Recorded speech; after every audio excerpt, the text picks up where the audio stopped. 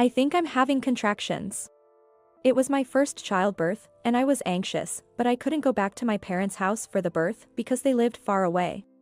However, my in-laws' house is just a 10-minute walk away. I have a good relationship with my in-laws, so I plan to rely on them if needed for the birth. My due date was yesterday. After my husband left for work, I started feeling what seemed like contractions. I just got to work. It's not like the baby is going to come right away. Call me if anything changes. I was anxious, but my husband seemed indifferent. Looking back, I realize his behavior had been off for a while now. My name is Emily. Since finding out I was pregnant, I quit my job and am now a 32-year-old housewife. My husband, George, is 2 years older and was a senior at my college. We reconnected at a club gathering 3 years ago and hit it off. We were both of the right age to marry, so it happened quickly. I was satisfied to get married in my late 20s. George's job is demanding. He often came home late during my pregnancy and worked on weekends, increasing my anxiety. However, my mother-in-law would sometimes come to check on me, and she was a big help, especially during my morning sickness. She is looking forward to the birth of her grandchild, and for her sake too, I want to deliver a healthy baby. Sometimes my father-in-law would drive me to the hospital. I'm lucky to have such great in-laws. Then came the due date, yesterday. Nothing seemed different, which made me anxious. Isn't it odd that the baby hasn't come yet on the due date? When I mentioned this to George before the birth, he seemed irritable as he hurriedly got ready. It's not time yet since you're not in labor. No use worrying about it, the baby will come out eventually. He said this indifferently and left for work. I didn't necessarily want him to do anything specific. I just wanted him to be there for me in this anxious time. We had argued about this several times during the pregnancy. George always said, "There's no use worrying. It'll work out. Is there any point in fretting?" Maybe he's right, but childbirth is a matter of life and death. He was indifferent even when I had severe morning sickness and when my belly hurt. He was so happy when we found out about the pregnancy. What, I'm going to be a dad. He was joyful when we went shopping for baby supplies. But gradually, his attitude changed, and by the time I was in my stable period, he had become quite cold. It might have been because he was busy at work. But still, I wish he would listen more and show some concern. I've been carrying these grievances until today. Even today, past my due date, George went to work as usual. Despite my grievances, the baby in my belly is more important, so I managed a normal face as I saw him off. And about an hour later, I started feeling what seemed like contractions. I called the hospital, but they said it was too early since the contractions were far apart, and told me to wait.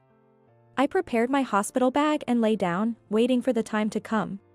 By afternoon, the contractions were closer together, so I called a taxi and went to the hospital. I tried calling George, but he didn't answer, so I sent an email and admitted myself to the hospital. I couldn't rely on my in-laws as they were at work. From there, all I remember is the pain. I was in so much pain, alone and anxious, enduring moments when I felt like I was going to pass out from it. George arrived at the hospital at night. And, to make matters worse, he smelled slightly of alcohol. Had he been drinking? On a day like this? Even though I told him I was in labor? It was a sudden get-together. But I only had one beer. Realizing what I was upset about, George proudly reported that he had only one beer as if it was an achievement. That made me furious. What? Even one drink is still drinking. You smell of alcohol. Don't come into my room. Get out. With the pain in my belly and the smell of alcohol, I didn't even know what I was saying anymore. Then, a nurse who came to check on me ended up sending George out, and I was alone again. I spent a sleepless night, and before I knew it, it was morning. It looks like it's almost time for the birth. Shortly after moving to the delivery room, George, who seemed to have sobered up by then, came in. What do you want now? I wanted to say that, but I couldn't even open my mouth. And then, somehow, my son was born safely. While I was nearly passing out from pain, I felt relieved seeing my son crying healthily. When the nurse handed my son to George, he held him nervously, and as I watched, I vaguely thought, so, he's a dad now. But then he said something outrageous. He doesn't look like me at all. Whose child is this? Saying that, he handed our son back to the nurse. What? I was baffled and glared at George. Get out. Unable to talk due to the pain, I told him to leave succinctly, and he left the room silently. What was he thinking? Could something like this happen? I had no room to worry about him, I was just filled with anger.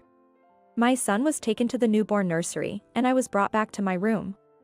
They told me to rest, but I couldn't with all the anger. Yet, I was so exhausted that I eventually fell asleep. Busy with caring for my son, the 5 days of my hospital stay flew by. George visited to see our son's face and stopped by me, but since our son and I were in separate rooms, George only saw me for a few minutes. My mother-in-law accompanied me when I was discharged, but George apparently went to work. My mother-in-law, not having heard anything from George, cooed over our son, calling him cute. My father-in-law, who had left work early, also came to our house and watched our son with my mother-in-law, allowing me to rest a bit. I was truly grateful to my in-laws. In the evening, as my mother-in-law was preparing dinner, George returned home. Welcome back. I greeted him, but he was indifferent. Then, as soon as he entered the living room, he took an envelope out of his bag. Without even holding his son, he smiled and called me over. Emily. I need to talk to you. I felt irritated by his attitude, but what followed was unbelievable. He took out documents from the envelope and thrust them at me. I had it tested. He's not my child, so we're getting a divorce. This will prove your infidelity. What? I couldn't help but let out a strange sound, but my mother-in-law stopped cooking, and my father-in-law, holding our son, froze and stared at George. Despite the three of us being dumbfounded, George looked triumphant. I thought he didn't look like me at all when he was born. So, I secretly had a DNA test done. And then? I sighed and urged him to continue. So, look at this. He said that as he showed me the documents, filled with complicated words and numbers, but I read the sentence that caught my eye.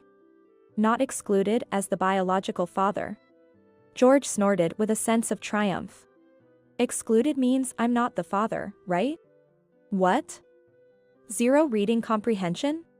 I calmly retorted. If you're not excluded, that means you are the father. Then, George started to panic. What? No way. I remembered the time of the birth and felt my anger rising again. So, when you said that at that time, you were doubting me for cheating. I clearly remembered when George saw our newly born son and asked, whose child is this? I said that in front of my in-laws. Then, my in-laws got furious. George, what are you saying? How could you say that to Emily, who has been through so much? George started making excuses as he got scolded by his parents. But Emily's workplace is all men, and she often went to drinking parties. There were nights she came home late, so of course, I'd be worried. I began to get irritated as he glanced at me while speaking. Look, I reported every drinking party and even had you pick me up when I was late. And still, you doubted me? But he just laughed as if he was right. Well, you see, on the internet and stuff, you hear about guys raising kids from their wife's affairs. Some colleagues told me to get a DNA test. Ah, I see. It's useless to say anything to this man. What? You believed the internet and strangers' stories more than me? You trusted people you don't even know by name over your own wife? My anger was uncontrollable. I endured morning sickness and a tough delivery because I wanted to give birth to your child. And you were thinking that. My mother-in-law broke down crying, and my father-in-law was furious. Unbelievable. As I angrily knocked the documents out of George's hand, he scrambled to pick them up, dropping his bag and revealing something unexpected. I couldn't believe my eyes. What is this? Inside his bag was a divorce paper. Planning on divorcing me? Then, all his earlier confidence gone, he became flustered. No, it's not that, it's just. With that attitude, any forgiveness I had left quickly disappeared. You even prepared a divorce paper and say you don't intend to divorce? I don't buy that. I snatched the divorce paper and clenched a pen. George tried to stop me, but at that moment, his phone rang. The sound of an email notification. My hand holding the pen stopped. I had a bad feeling. His attitude, his words, when did they start to become strange? It was already odd around the time spring turned to summer. What is this premonition? Impulsively, I grabbed George's phone. I restrained him, who was frantically trying to take it back, and opened the screen. There, something unbelievable was displayed. I read it out loud. Have you signed the divorce papers yet? It wasn't your kid anyway, right? Let's sue your wife for alimony and go on a big trip. What is this? My bad premonition had come true. I thought it was strange. You suddenly started accusing me of cheating, and I wondered where that idea came from. Was it because you were having an affair? That's it, isn't it? That's why you thought I was cheating too? George's face turned pale. Who is this girl? Is she that new employee? You probably became her supervisor this spring and got close to her, right? Now it makes sense why you started acting weird. You were cheating with her, staying out late, and probably going on dates under the guise of working on weekends, right? I spoke my thoughts calmly. Seeing George not responding, I guessed I was not far off the mark. My father-in-law got furious upon hearing this. Is this true, George? As George averted his gaze, my father-in-law's fist hit his cheek. My father-in-law then apologized me. Emily, I'm so sorry for what this foolish son of mine has done. George was interrogated. You should be the one apologizing. Tell us the whole truth. George's affair was close to what I had guessed.